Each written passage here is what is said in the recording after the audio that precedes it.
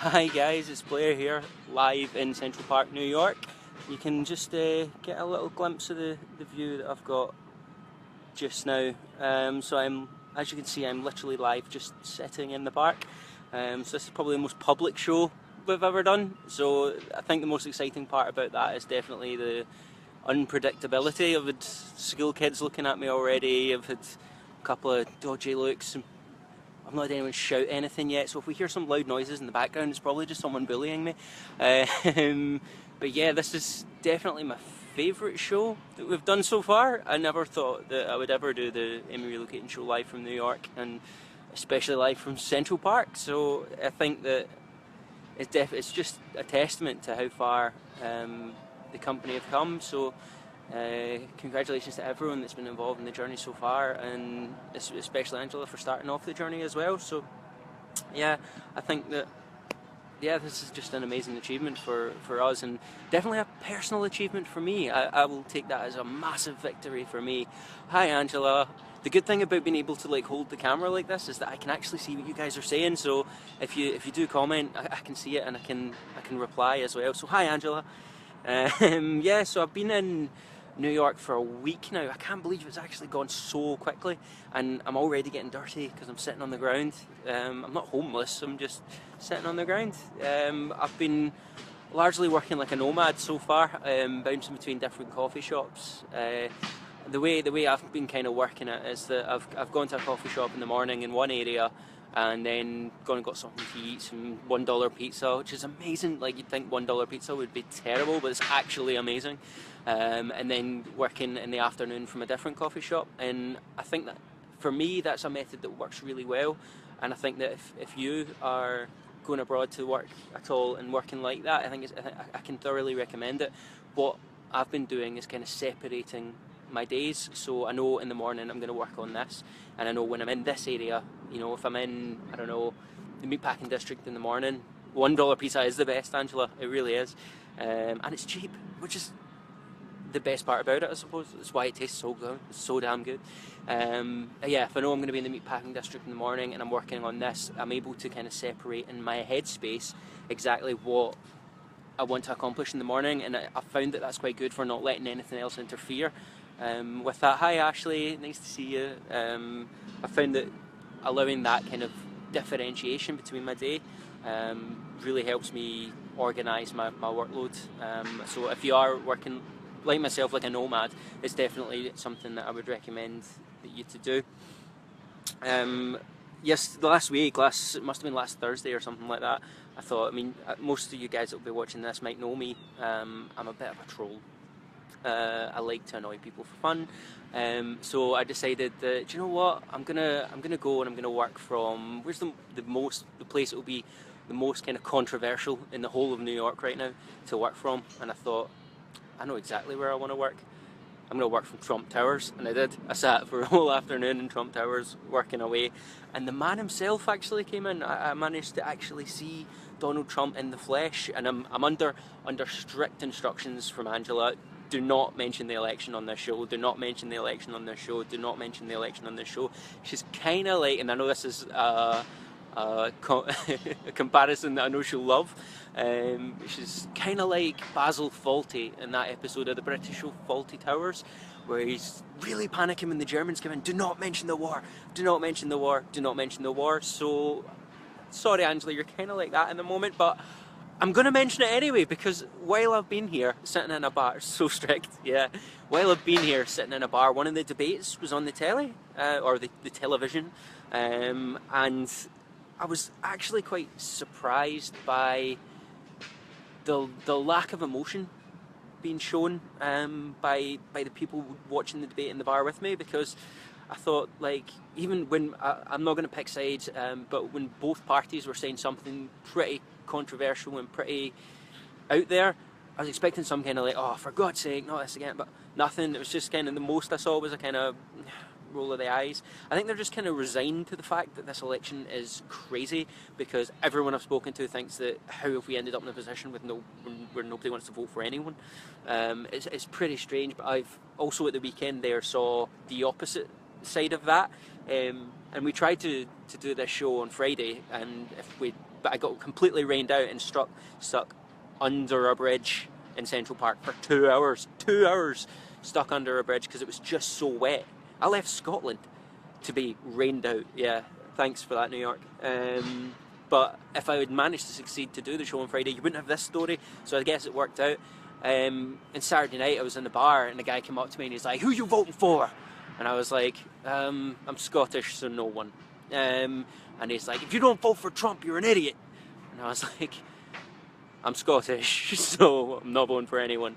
And he goes, "This country needs war." He's like, "Without war, this country has no identity. Like, who are we without war? Like, this country will lose everything." And I'm like, that's really sad that some people think that some people in this country feel that they need to invade others to justify their own self-image. It was a kind of harrowing experience, really, but it just goes to show where the kind of political head is at the moment. But I'll get off I'll get off the election now. Sorry, Angela. So yeah, I've had a great time so far. I've at the weekend there, Saturday night when I'm in the same bar.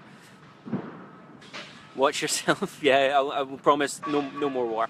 Yeah, when I was in a bar again on Saturday, because that's all I've done, just bounced between bars. I met a couple of guys, and it turned out that they were lovely guys. They're called the Q Brothers, and they had written, directed, composed, and starred in an off-Broadway show called Othello the Musical. It was a take on Shakespeare's story if it was set in the hood and Othello was a rapper and it's set entirely to rap music. It was incredible, so good. If you are in New York, go and see it. It's on 43rd Street on the Westfield. Angela, you can tell me if I'm correct. It's at Westfield Theatre. It's absolutely fantastic. I really enjoyed it, and it was, first weekend in New York, free tickets to off-Broadway show. Can't really beat it. But it's definitely not been entirely sweetness and light so far, although I've been doing a live video in Central Park for like 10 minutes and I've not been bullied, so that's a pretty good plus for me. But no, I think that, where was it? I don't know, I'm rambling. Yeah, it's not been entirely sweetness and light. Getting here was a bit of an issue. My flight from Glasgow to London was delayed by an hour. West Side Theatre, there we go. My flight from Glasgow to London was delayed by just over an hour, which meant that the turnaround between my flight from London to JFK, it was really tight, like really tight. I was pretty sure I was going to miss the flight, but they just kept reassuring me, "No, you'll be fine, and I'm sitting on this flight going, "Nope, not going to be fine, I'm going to miss it, definitely going to miss it." But I got off at the other side and someone grabbed me and like, "Are you going to JFK?" And I'm like, yeah. So they rushed me into like this bright orange bus that essentially just drives people who have really tight turnarounds to the terminal they're supposed to be in, which is pretty nice, to be honest with you. It's a pretty effective tool for them to have. So I got rushed straight over to Terminal 8, I think it was, where I was flying from to London to JFK, and I stood in the queue there thinking, "Oh my god, I've made this, like I've actually made it. I didn't think I was gonna." And at that point somebody came up to me and went, "Hi Alison." At that point somebody came up to me and was like, "Can you go and speak to this guy over here?" And I was like, "Yeah, I should say that the guy that spoke to me did work there. Can you go and speak to this lad over here?" Didn't say lad, this guy over here. So I was like, "Okay, who is he?" And he's like, just go and have a conversation with him." And I walked over and the guy was security, and I thought, okay, I've been selected to speak to security, I must be looking a bit dodgy. I wasn't dressed quite as dapper, I suppose. And they asked me so many questions. I mean, 1,000 questions to hyperbole for you. It was ridiculous. I was properly grilled. They were not liking me at all. And at one point, the security guy actually said, "Can I see your luggage ticket, please?" And I thought, yeah. And he's like, have you checked something in? I'm like, yeah. So I handed him my luggage ticket, and he called down, and he was like, "Are you in the hold?" And they're like, "Yeah." And he's like, "Can you locate an item for me?" And I'm like, "Oh." And they read out my ticket, and he's like, "Don't remove it just yet, but if you could just locate it, that would be good. And I'm like, oh my god, he's bumping me from the flight. Like, he's actually not letting me fly. And I spoke to the guy, answered about another 50 questions, and eventually he just went, okay, when you go. And I thought, why go through all that trouble to just, I don't know what they were thinking. They were thinking I was dodgy anyway. I nearly didn't go on the flight, and when I did get to JFK, slightly relieved, I was thinking, I bet you they've taken my stuff off the plane. I bet you he's done it, and my baggage isn't going to be here. And I thought, oh no. So I'm sitting there, and slowly people from the flight are slowly moving away. But one, two, there's 3 of us left, 2 of us left, and eventually my stuff does come out, and everything's fine. But a little bit stressed, definitely a little bit stressed getting here. But I got here safely and securely, and I'm staying in a women's apartment. Thanks for that, Angela. It's a beautiful, beautiful apartment, and right in the centre. I'm 5 minutes away from Times Square. Can't really ask for better than that. But it's very effeminate, so it suits me perfectly, I would say. So yeah, what have I been up to? Well, seriously, I've travelled to New York so many times with no hassle. What were you wearing? Just as well I didn't get told this at the time, I would have been panicking. Yeah, I don't want to panic you, so I just left it. And it rained. Yes, Pammy, it did absolutely pour it down on Friday and Saturday as well. Saturday was pretty much a write-off. I ended up going to the Museum of Modern Art, the MoMA, just for something to do indoors because it was horrible. Whereas today it's lovely and bright. It is absolutely beautiful today, which is why I'm able to sit in Central Park and just have a chat with you guys, which is lovely. So I've been to networking events, and one of them was particularly good. It was really, really nice. Met some fantastic people. The other one, I was speaking to Angela this morning, and I was telling her it was a post-work networking event, and I don't believe for a second that all networking events in New York are like this. This one was just a little bit of a seedy atmosphere to it. I would say that half people were there for properly networking and half people were there for a singles night. It was really, really dodgy, but it was, I suppose, an experience and a good laugh. But the networking here has been fantastic. People are so friendly. When you get them in at a good point, if you try and speak to people in rush hour, no, that's understandable. They're trying to get somewhere in New York. But if you're sitting in a Starbucks and you speak to people, they're so friendly. They're so friendly. Alison, I am not commenting on that whatsoever. That's simply not getting commented on. Yeah. So on top of that, I've been to, it's so easy to get around and see things in Manhattan, just without even really trying to do kind of touristy stuff. I've already seen so much, like Radio City, Empire State Building, the Chrysler Building. Went down to Hudson Harbour, Bryant Park. There's been so much that I've seen already without really even trying to go into. It's just wandering the streets looking for the nearest Starbucks, and you just get to see so much. And it does help that it's about 50 floors, because you're like, oh, there it is. You can see it from a distance, but it's great. And I've also been able to do a little bit of celeb spotting, which has really, really annoyed Angela, which has made it even sweeter. So as I said, saw Donald Trump. I saw Fred Armisen from Saturday Night Live, which I know is like Angela's favourite show of all time. I was just sitting working in Bryant Park, and I looked up and there was a guy, I recognised his face. He was wearing sunglasses, but I recognised his kind of face, just sitting on the phone across from me. He took his glasses off and I was like, oh, that's right, Fred Armisen. And I also saw John Slattery. Now, you might not know who that is, but if you've seen the programme Mad Men, it's the silver fox, the handsome elderly gentleman with the grey hair. So I saw him wandering about as well. So I've done not bad with the celeb spotting in my first week. So let's see if the second week's just as successful with that. But I suppose one final story for you, and I don't know whether or not to tell this because I don't know whether it's suitable. But who cares? Who cares? I've already spoken about war, so I may as well. I was sitting in Starbucks last week, and the guy sitting next to me answers a phone call, right?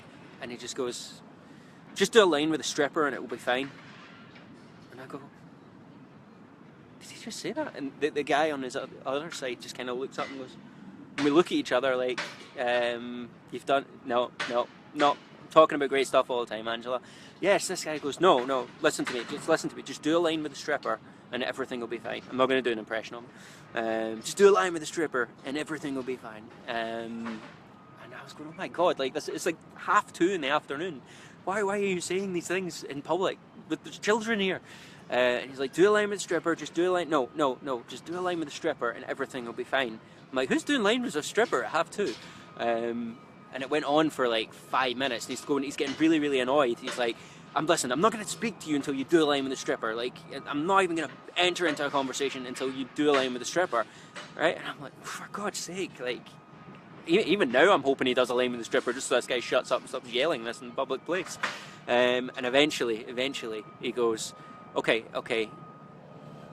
right, okay, here's what I do. Put the phone down, walk over to the wall, pick up the strip cleaner, walk back over to the car, do one line with the strip cleaner, and I guarantee you it will clean it off.